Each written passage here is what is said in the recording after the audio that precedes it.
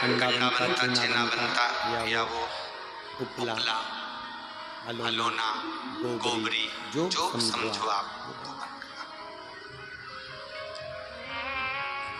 पितरों को घी में गुड़ मिलाकर, शक्कर मिलाकर धूप देते हैं। वो धूप का प्रारंभ कहाँ से हुआ वो समझना।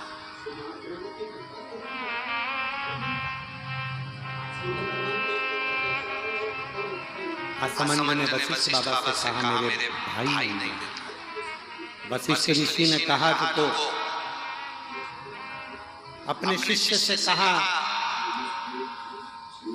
नंदनी गाय का जो गोबर का कंडा बना है, छेना बना है, उसको लेकर अलोना, गोबरी, उसको कंडे को लाया गया।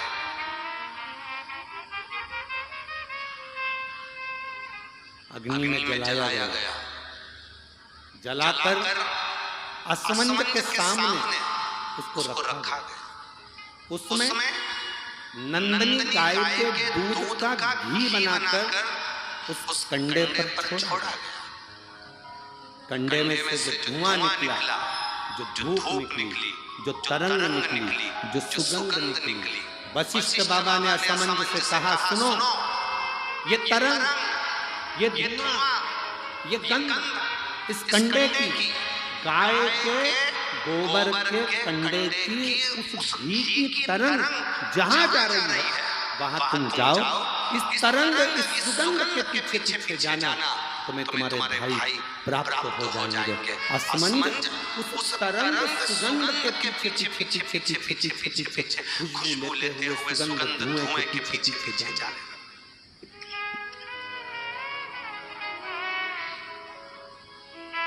जाते जाते जाते जाते कपिल मुनि के आश्रम में असमंज पहुंच गए। सुगंध जो कंडे पर धूप दी थी, घी छोड़ा था, नंदनी गाय का जो घृत छोड़ा गया था, उसकी गंध से कपिल मुनि के आश्रम में राजा रुक गए। असमंज उस गंध को वहीं पर जानकर उन्होंने देखा, यहाँ पर जरूर मिलेंगे। तब कपिल मुनि मिले और कपिल मुनि से मालूम पड़ा कि मेरे 60,000 भाइयों ने कपिल मुनि पर घोड़े के चोरी का, अश्व की चोरी का इल्जाम लगाया था। उसमें यज्ञ के अश्व की चोरी का इल्जाम लगाया था। इसलिए ये 60,000 कपिल मुनि के आश्रम में जलकर भस्म हो गए। 60,000 रात के ढेर बन गए। असमंज ने कपिल मुनि के हाथ जोड़ लिए, गुरुवर मैं आपको नमन करता हूँ। मेरे भाइयों से गलती हो गई, आप पर चोरी का इल्जाम लगा दिया। निवेदन केवल इतना है कि मेरे भाइयों का कल्याण कैसे। ये मेरे 60,000 जो भाई मरे हैं, इनकी मुक्ति कैसे होगी? इनका मोक्ष कैसे होगा?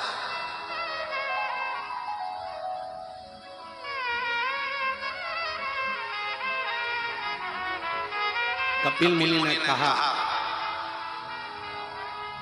ब्रह्मलोक से गंगा पृथ्वी पर लेकर आना। गंगा का जल जब कपिल मुनि कहते हैं मेरे आश्रम में आएगा, तो ये 60,000 लाख के ढेरों का कल्याण गंगा का जल कर जाएगा। ये गंगा का जल 60,000 लाख के ढेर का उद्धार कर जाएगा। गंगा का जल असमंज गंगा जी लाने में समय लगेगा। पहले तुम तुम्हारा घोड़ा लेकर जाओ, अश्व लेकर जाओ और तुम्हारे पिता सगर से अश्वमेध यज्ञ की पूर्णाहुति करवाओ। उसके बाद में गंगा लाना। अश्व लेकर असमंज चले, पर असमंज घर नहीं गए, वशिष्ठ बाबा के घर पर पहुंच गए। वशिष्ठ ऋषि के यहाँ जाकर असमंज ने हाथ जोड़कर कहा, गुरुदेव तुमने जो कंडे पर घी छोड़ा था, गाय का जो घी छोड़ा था, उसकी जो गंध उठी थी, वो गंध ने मुझे अपने भाइयों से मिलवा दिया। आपसे निवेदन है गुरुदेव। गुरुजी बोले, वशिष्ठ बाबा बोलो असमंज क्या चाहते हो? असमंज ने कहा, गुरुवर एक आशीर्वाद संसार के लोगों के लिए दे दीजिए कि गाय के गोबर के कंडे पर, गाय के गोबर के छेना पर, अलोनी पर इस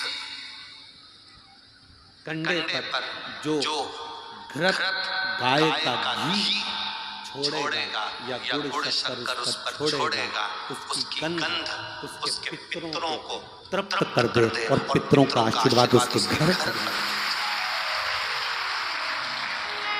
ये मुझे वर दीजिए, ये मुझे वर प्रदान करिए। आप लोगों में से कितने लोग हैं जिनके घर में कंडा जलाकर धूप दी जाती है? हाथ हिलाओ जरा। सभी लोग हैं, बहुत सारे टीके रखिए जरूर।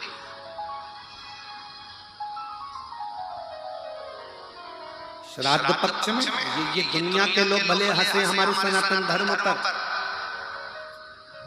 दुनिया के लोग भले हमारे सनातन धर्म पर उंगली उठाएं कि कंडा जलाकर धूप छोड़ने से क्या पूर्वजों को मिल जाती है, घी शक्कर छोड़ने से क्या हमारे पूर्वजों को प्राप्त हो जाती है। दुनिया के लोग कितना भी हंसे, दुनिया के लोगों को ये ज्ञान होना चाहिए कि गाय के घी में, गाय के कंडे में जब अग्नि तपती है और गाय का घी जब कंडे पर जलता है तो हमारे पूर्वजों को वो तरंग प्राप्त होकर हमें वर प्राप्त होता है और हमारे जीवन का कल्याण, हमारे जीवन का सुख प्राप्त होता है।